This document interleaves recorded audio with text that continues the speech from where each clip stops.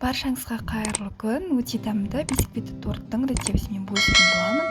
Өзімнің ұлымның туған күніне жасап көрдім. Өте дәмді болды. Ең алдымен 5 жұмыртқамызды миксердің көмегімен жақсылап араластырып аламыз. Біздің жұмыртқамыз ағарып көпіруі керек. Неғұрлым жұмыртқамыз ағарысып көпірсе, бисквитіміз соғұрлым үлкен болады. Қантты аз-азын сала отырып араластырамыз. Осылай жақсы ағарып көпіргеннен кейін үстіне сұйық май мен суды қосып миксердің көмегімен тағы да араластырамыз. Нала өлшенген ұнымызға разрыхитель мен какаоны қосып, оны жұмыртқамыздың үстіне салып, жай-жайдан араластыра отырамыз миксердің көмегімен. Мен бұл жерде 220 граммдай ұн алдым. Сіздердің барлық жұмыртқаларыңызға байланысты. Жұмыртқаларыңыз кіші 5 жұмыртқа болса, ол кезде ұн аз кетуі мүмкін. Менде үлкен жұмыртқалар болғаннан кейін ұн шамалы көбірек кетті. Осындай сметана тәріздес қою тесті пайда болды. Оны арнайы қалпымызға салып, пешімізге пісіріп алатын боламын. Піскеннен кейін өте қатты ыстық күйінде емес, жылылау күйінде пештен шыққаннан кейін бір 10 минуттан кейін осылай пищевой пленкаға орап қойыңыздар. Біздің бисквитіміз везде құрғамайды, өте жақсы қалыпта, өзінің жылуы ішінде болып сақталады. Және де бұл бисквитті холодильникке, морозильникке біраз уақытқа дейін сақтауға болады. Осылай жақсылап орап алыңыздар.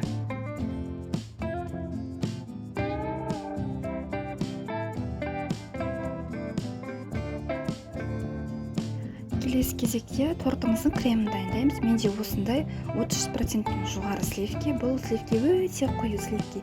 Креміміз бұл сливкиден өте жақсы болып шығады. Үстіне творожный сыр қосатын боламын. Одан кейін сахарный пудра қосып, кремімді жақсылап араластырып аламын. Крем жасау негізі ешқандай қиын емес.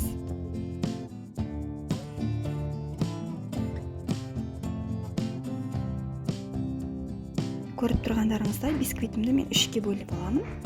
Жақсылап пышақтың көмегімен кесіп алатын боламын. Одан кейін торттарымызды жинай бастаймыз. Мен осындай кольцоға салып жинадым. Кольцоға салып жинамау ол маңызды емес. Өз қалауымыз бойынша. Осылай кремді жан-жағына құйып шығамыз.